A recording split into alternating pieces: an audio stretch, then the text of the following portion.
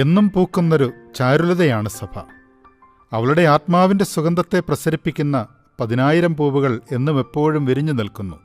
ആ പൂവുകളുടെ സൗരഭ്യം ഓരോ മനുഷ്യജീവിതത്തിലും സമൂഹത്തിലും സന്നിവേശിപ്പിക്കപ്പെട്ടുകൊണ്ടേയിരിക്കുന്നു. അവളെ നട്ടുവളർത്തിയത് കർത്താവ്, അവളെ പരിപാലിക്കുന്നത് സർവേശ്വരൻ, അവളെ സുഗന്ധിയാക്കുന്നത് റൂഹ. അവൾ സന്നിവേശിപ്പിക്കുന്ന സൗരഭ്യം വിശ്വാസം. അവളുടെ ആ പൂത്തുലയൽ വിശ്വാസജീവിത പരിശീലനം. സഭയുടെ സത്ത തന്നെയാണ് വിശ്വാസം. പൂവിന് സുഗന്ധം പോലെ, പരിമളം പടരുന്നതുപോലെ സ്വാഭാവികമാണ് വിശ്വാസത്തിൻ്റെ കൈമാറ്റവും. വിശ്വാസ കൈമാറ്റം സഭയുടെ ഒരു ദൗത്യമല്ല, അവളുടെ ആത്മാവും നിലനിൽപ്പിൻ്റെ ഫലവുമാണത്.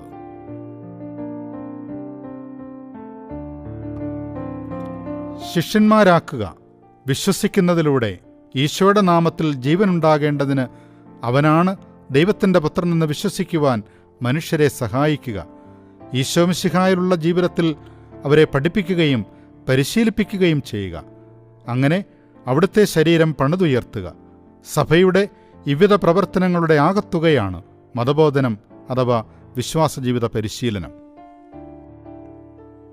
സഭയുടെ നിലനിൽപ്പിൻ്റെ ഉപഫലം എന്ന് കരുതാൻ തക്കവിധം സരളമാണ് മതബോധനം. പക്ഷേ സഭയുടെ ആരംഭം മുതൽ വിശ്വാസം സ്വീകരിക്കലും വിശ്വാസം പരിശീലിപ്പിക്കലും സംഘർഷപൂരിതമായിരുന്നു. വിശ്വാസ പരിശീലനത്തെ സൂചിപ്പിക്കുവാൻ ഉപയോഗിക്കുന്ന കാറ്റക്കേസിസ് എന്ന പദത്തിന് ഒരു ചരിത്രമുണ്ട്. ആദിമ ക്രിസ്ത്യാനികൾ റോമാ സാമ്രാജ്യത്തിൻ്റെ ക്രൂരതകൾക്കിരയായി പേഗൻ ദൈവങ്ങളെയും സ്വയം ദൈവമെന്ന് പ്രഖ്യാപിച്ച റോമൻ ചക്രവർത്തിമാരെയും ആരാധിക്കുവാൻ തയ്യാറല്ലാതിരുന്ന ക്രിസ്ത്യാനികൾ ലോകത്തിലെ ഏറ്റവും ശക്തമായ സാമ്രാജ്യത്തിൻ്റെ സമാനതകളില്ലാത്ത ക്രൂരപീഡനങ്ങൾക്ക് വിധേയരായി. ആയിരങ്ങൾ വിശന്നുവലഞ്ഞ വന്യമൃഗങ്ങൾക്ക് മുൻപിലേക്ക് വലിച്ചെറിയപ്പെട്ടു. അതിലേറെ ആളുകൾ കുരിശിൽ തറയ്ക്കപ്പെടുകയോ ഗളച്ഛേദം ചെയ്യപ്പെടുകയോ ചെയ്തു. വേറെ ചിലർക്ക് റോമാ നഗരത്തിൻ്റെ തെരുവീഥികളിലെ വിളക്കുകാലുകളിൽ ബന്ധിതരായി എണ്ണയൊഴിച്ച് കത്തിച്ച പന്തങ്ങളായി നിന്നെരിയുവാനായിരുന്നു വിധി. നിണമൊഴുകിയ ആ നാളുകളിലും അവർ ഒന്നുചേരുകയും അപ്പം മുറിക്കുകയും പ്രാർത്ഥിക്കുകയും ചെയ്തിരുന്നു. അതവരുടെ ജീവിതവും ജീവനുമായിരുന്നു, ജീവിത താളമായിരുന്നു. ആ അവസരങ്ങൾ തന്നെയായിരുന്നു മതബോധന വേളകൾ. അവർ കണ്ടും കേട്ടും അറിഞ്ഞു, അറിഞ്ഞത് വിശ്വസിച്ചു, വിശ്വസിച്ചത് ജീവിച്ചു, ജീവിച്ചത് ആചരിച്ചു. അതവരുടെ പരിശീലന വേദിയായിത്തീർന്നു.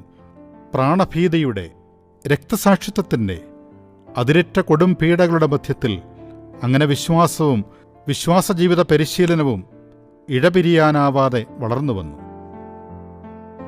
ഈ വിശ്വാസാചരണത്തിന്, പരിശീലനത്തിന് പലപ്പോഴും വേദിയായത് ആ പ്രദേശങ്ങളിൽ നിർമ്മിച്ച ചില ഗുഹകളായിരുന്നു.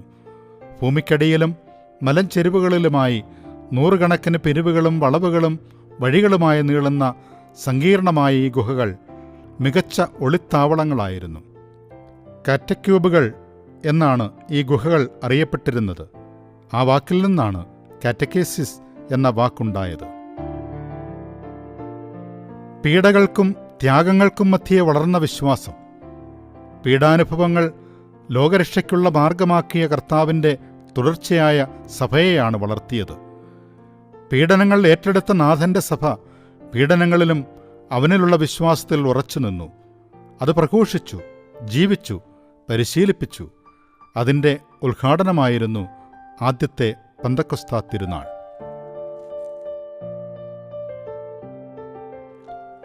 പെന്തക്കോസ്തായിൽ ശിഷ്യന്മാരും മാതാവും ഏറ്റുവാങ്ങിയ അഗ്നിനാവുകൾ പോലുള്ള പരിശുദ്ധാത്മ സാന്നിധ്യം അവരുടെ ഭീതികളുടെ അന്ധകാരത്തെ അകലത്താക്കി. ഈശോ പാകിയ വിശ്വാസത്തിൻ്റെ പ്രകാശരേണുക്കൾ അഗ്നിരൂപൻ്റെ ആഗമനത്തിൽ ആളിപ്പടരുന്ന അഗ്നിശാലകളായി മാറി. ആ ജ്വലനം വിശുദ്ധ പത്രോസിൻ്റെ വാക്കുകളിൽ പ്രകാശനം കണ്ടപ്പോൾ സഭ പിറന്നു. ഒപ്പം വിശ്വാസം പങ്കുവയ്ക്കലിൻ്റെ ആദ്യത്തെ ജ്വലിത മുഹൂർത്തവും ആരംഭിക്കുകയായി.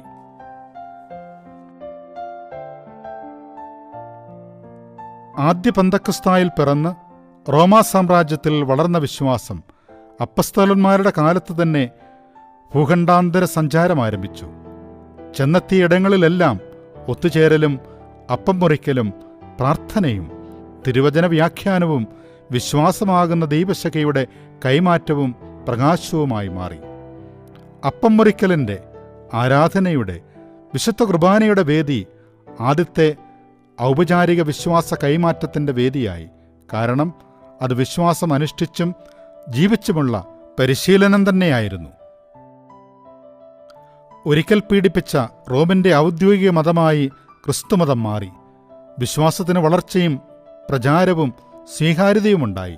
എന്നാലും സുഖസൗകര്യങ്ങളുടെയും സ്വാധീനാധികാരങ്ങളുടെയും ആധിക്യം പ്രലോഭനഹേതുമായപ്പോൾ വിശ്വാസദീപത്തിന് ഒളിമങ്ങി. ക്രിസ്തുവിശ്വാസത്തിന് ഒരു സഹസ്രാബ്ദം പ്രായമെത്തിക്കഴിഞ്ഞാണ് കുരിശുയുദ്ധങ്ങളുണ്ടായത്.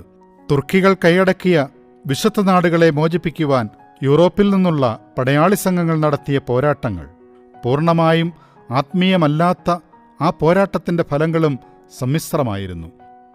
മധ്യയുഗത്തിലുടനീളം കത്തോലിക്കാ വിശ്വാസം നേരിട്ട പ്രതിസന്ധികളുടെയും ഭൗതികതയുടെയും ലൗകികതയുടെയും പ്രലോഭനം മാത്രമായിരുന്നു. അതിൻ്റെ പാരമ്യത്തിൽ യൂറോപ്പിലെ സഭ നെടുകെ പിളർന്നു. പക്ഷേ തെന്ത്രോസ് സുനോദോസിലൂടെ സ്വയം തിരുത്തി സ്ഫുടം ചെയ്യപ്പെട്ട സഭ വിശ്വാസത്തിലേക്ക് നഷ്ടപ്പെട്ടതിൻ്റെ 3 ഇരട്ടിയെ സ്വന്തമാക്കി. ഒപ്പം ലോകമെമ്പാടും വിശ്വാസത്തിൻ്റെ പതാകയും വെളിച്ചവും ചെന്നെത്തി സുസ്ഥാപിതമായി. പടിഞ്ഞാറുള്ള സഭ താഴ്ചകളുടെ ഗിരിനിരകളും താഴ്വാരങ്ങളും പിന്നിടുമ്പോഴും പൗരസ്ത്യസഭ ശാന്തതയും സഹവർത്തിത്വവും കൈമുതലാക്കി തദ്ദേശീയാനുരൂപണത്തിലും സാംസ്കാരിക സമുന്നയത്തിലും ക്രിസ്തുവിശ്വാസത്തിൻ്റെ തനിമയെ ആവിഷ്കരിച്ച് തോമാ പാരമ്പര്യത്തിൻ്റെ ഗരിമയുമായി അനർഗള നിർത്തരിയായി ചരിത്രത്തിലൂടെ ഒഴുകിക്കൊണ്ടിരുന്നു. ഒറ്റപ്പെട്ട വെല്ലുവിളികൾ ഒഴിച്ചാൽ ആധ്യാത്മിക അന്വേഷണത്തിൻ്റെ ഈ പുരോഭാഗങ്ങളിൽ കോളനിവൽക്കരണത്തിൻ്റെ ആധുനിക നാളുകൾ ആരംഭിക്കുവോളം അവളുടെ വഴികൾ ശാന്തമായിരുന്നു. പിന്നെ സ്വത്വവും തനിമയും നിലനിർത്തുവാനുള്ള പരിശ്രമങ്ങൾ, കൂനൻകുരിശ് സത്യം, ഭിന്നിപ്പുകൾ, വേർപിരിയലുകൾ, ഒത്തുതീർപ്പുകൾ, സമരങ്ങൾ, തിരിച്ചുവരവുകൾ, ഒടുവിൽ വേരുകൾക്കായുള്ള അന്വേഷണങ്ങളും നഷ്ടമായവയെ തിരികെ പിടിച്ച് ഇഞ്ചിഞ്ചായുള്ള മടങ്ങിപ്പോക്കും പുനരുദ്ധാരണവും. കഴിഞ്ഞ ഏതാനും ദശകങ്ങളിൽ ആഗോളീകരണവും നവസാങ്കേതികതയും ബഹിരാഷ്ട്ര സാമ്പത്തിക ഭീമന്മാരും അരങ്ങുവാഴുന്ന ലോകത്ത് ലോകമെമ്പാടും ക്രൈസ്തവ വിശ്വാസം നേരിടുന്ന വെല്ലുവിളികൾക്ക് ചില സമാന സ്വഭാവങ്ങൾ കൈവന്നുകൊണ്ടിരിക്കുകയാണ്. എൻ്റെ, നിങ്ങളുടെ, നമ്മുടെ വിശ്വാസത്തിന് ഇന്ന് നേരിടുന്ന പ്രധാന വെല്ലുവിളികൾ എന്താണ്? ഒന്നാമത്തേത് നിശ്ചയമായും ലൗകികതയും ഉപഭോഗപരതയും ഒരുക്കുന്ന മായിക ലോകത്തിൻ്റെ ആകർഷണം തന്നെ.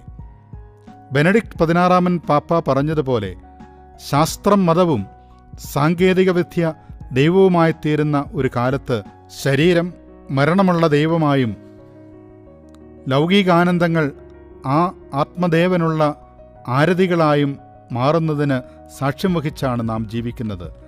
നശ്വരമായവയെ ആശ്ലേഷിച്ചിട്ട് അനശ്വരമായവയെ കൈവിടുവാനുള്ള മൗഢ്യം ഒരു ഉന്മത്താഘോഷമായി വളർന്നുകൊണ്ടിരിക്കുന്ന ഉത്തരാധുനിക കാലത്ത് വിശ്വാസികളുടെ ആത്മീയ വ്യക്തിത്വങ്ങളും ഘോഷയാത്രയിൽ തനിച്ചാകുന്നവർ മാത്രമാണ്. തീർച്ചയായും ആത്മീയ വെല്ലുവിളികൾ മാത്രമല്ല ഇന്നുള്ളത്. 6 തലങ്ങളിലായി ഇന്നിൻ്റെ വെല്ലുവിളികളെ ബെനഡിക്ട് പാപ്പ ചൂണ്ടിക്കാട്ടിയിരിക്കുന്നു. 1. അമിത മതേതരത്വവും ജീവിതരംഗങ്ങളിൽ പടർന്നു കയറുന്ന ആത്മീയതയുടെ നേർക്കുള്ള നിസ്സംഗതയും. 2. കുടിയേറ്റങ്ങളും സംസ്കാരങ്ങളുടെ കൂടിച്ചേരലുകളും. അങ്ങനെ ലോകത്തിൻ്റെ ഓരോ വിദൂര ദേശങ്ങളിലുമുള്ള പ്രാദേശിക സമൂഹങ്ങൾക്കുണ്ടാകുന്ന സ്വത്വനഷ്ടവും. 3. മാധ്യമവൽകൃത ജീവിതവും മാധ്യമങ്ങളാൽ രൂപപ്പെടുത്തുന്ന അയാഥാർത്ഥ്യമായ കപടസത്യ നിർമ്മിതികളും. 4. നവസാമ്പത്തികതയാണ്.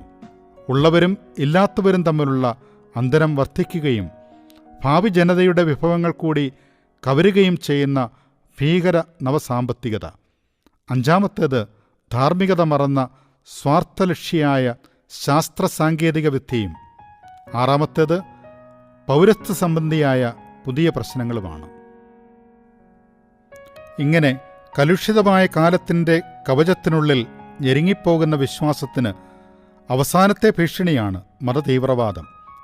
ഇസ്രായേൽ എന്ന രാഷ്ട്രത്തിൻ്റെ രൂപീകരണവുമായി ബന്ധപ്പെട്ട് ഉയർകൊണ്ട അഫ്ഗാനിസ്ഥാനിലെ റഷ്യൻ ആധിപത്യത്തോടുള്ള കലഹത്തിലൂടെ വളർന്ന് ഇന്ന് താലിബാനിലും IS-ലും ഇസ്ലാമിക് ബ്രദർഹുഡിലും ബൊക്കോ ഹറാമിലും എത്തിനിൽക്കുന്ന അപരിഷ്കൃത ഇസ്ലാമിക് തീവ്രവാദത്തിൻ്റെ മുഖ്യ ആക്രമണ ലക്ഷ്യങ്ങളിൽ ഒന്നാമത്തേത് ക്രിസ്തീയ വിശ്വാസം തന്നെയാണ്.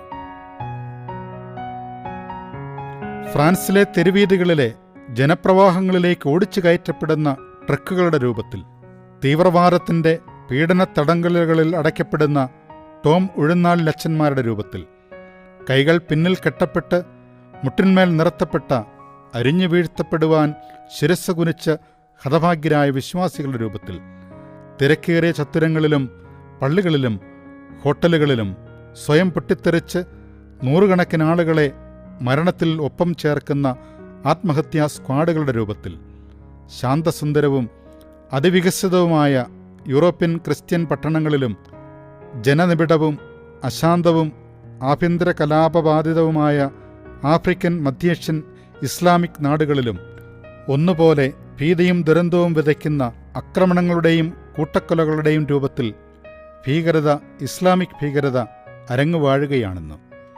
സമാധാനപ്രേമികളായ ബഹുജന ഇസ്ലാമുകളുമായി ഏറെ ബന്ധമൊന്നുമില്ലാത്ത ഈ ഭീകരതയുടെ രംഗങ്ങളിൽ രക്തസാക്ഷിത്വത്തിൻ്റെ, സമർപ്പണത്തിൻ്റെയും ക്ഷമയുടെയും എല്ലാത്തിലുമപ്പുറം മഹാവിശ്വാസ സാക്ഷ്യത്തിൻ്റെയും 100 മാതൃകകൾ ലോകമെങ്ങും ഉയർന്നുകൊണ്ടേയിരിക്കുന്നു.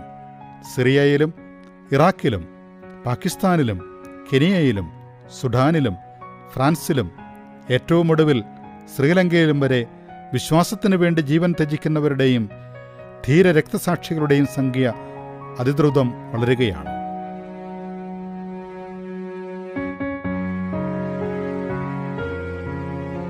ഇന്ത്യയിൽ ഭൂരിപക്ഷമതമായ ഹിന്ദുമതത്തിൻ്റെ സ്നേഹവും പരിലാളനയും സാഹോദര്യവും അറിഞ്ഞും ഇസ്ലാമിക വിശ്വാസികളുമായുള്ള സഹവർത്തിത്വത്തിലുമാണ് സഭ ഇന്നോളം നിലനിന്നു പോന്നത്. ചുരുക്കം ചില അപവാദങ്ങളൊഴിച്ചാൽ ഇന്ത്യയിൽ, പ്രത്യേകിച്ച് കേരളത്തിൽ, നന്മയുടെയും സഹകരണത്തിൻ്റെയും കഥകളാണ് നമുക്ക് പറയുവാനുള്ളത്. ആശങ്കകൾ വളരുന്ന ഇക്കാലത്തും സ്വാതന്ത്ര്യത്തിൻ്റെയും സാഹോദര്യത്തിൻ്റെയും വായുവാണ് നാം സമർത്ഥമായി ശ്വസിക്കുന്നത്. അതുകൊണ്ട് നമ്മൾ കേരള സഭയുടെ മക്കളുടെ മുമ്പിൽ, നമ്മൾ സീറോ മലബാർ സഭയുടെ തനയരുടെ മുമ്പിൽ ഉയർന്നുവരുന്ന ചോദ്യമിതാണ്: താലന്തുകൾ 10 കിട്ടിയിട്ട്, ഏറ്റവും വളക്കൂറുള്ള മണ്ണിൽ വളർന്നിട്ട്, അധികം സ്നേഹിക്കപ്പെട്ടിട്ട്, അധികം സ്വീകരിച്ചിട്ട് എന്തു കൊടുത്തു നമ്മൾ? എത്ര മേനി ഫലം പുറപ്പെടുവിച്ചു നമ്മൾ? 1 വർഷം കൂടി നിലനിർത്താനും ഒരിക്കൽ കൂടി തടം കോരി വളമിട്ട് വെള്ളം തേവി ഒരുക്കുവാനും ദൈവം തിരുമനസ്സായിരിക്കുന്നു. നമുക്ക് ചുവടുവയ്ക്കാം വിശ്വാസജീവിത പരിശീലനത്തിൻ്റെ പുത്തൻ വർഷത്തിലേക്ക്. ദൈവം നൽകിയ പുതിയ വർഷത്തിൽ ഓരോ പരിശുദ്ധ കുർബാന അർപ്പണവും ജീവിത ബലിയാവട്ടെ. ഓരോ അപ്പം മുറിക്കലും വിശ്വാസകർമ്മവേദിയിലെ സമർപ്പണമാകട്ടെ. ഓരോ വചനപാരായണവും തിരുഹിത സ്വീകരണമാകട്ടെ. ഓരോ പ്രാർത്ഥനാവേളയും ഹൃദയജ്വലനങ്ങളാകട്ടെ. ഓരോ മനുഷ്യസമാഗമവും ജീവിതസാക്ഷ്യവേളകളാകട്ടെ. ഓരോ കർമ്മമേഖലയും വിശുദ്ധമായ സ്വർഗപാതയാകട്ടെ. ഓരോ വിശ്വാസജീവിത പരിശീലന നിമിഷവും ദൈവാനുഗ്രഹത്തിൻ്റെ ഇരുസഹസ്രാബ്ദങ്ങളുടെ മഹാപാരമ്പര്യത്തെ സാംശീകരിച്ചാവിഷ്കരിക്കുന്ന അനുഗ്രഹവേളകളാകട്ടെ. പ്രിയ കുഞ്ഞുങ്ങളെ, വിശ്വാസജീവിത പരിശീലനത്തിൻ്റെ ഈ പുതിയ അധ്യയന വർഷത്തിലേക്ക്, സൺഡേ സ്കൂളിലേക്ക് ഹൃദ്യമായി നിങ്ങൾക്കേവർക്കും സ്വാഗതം.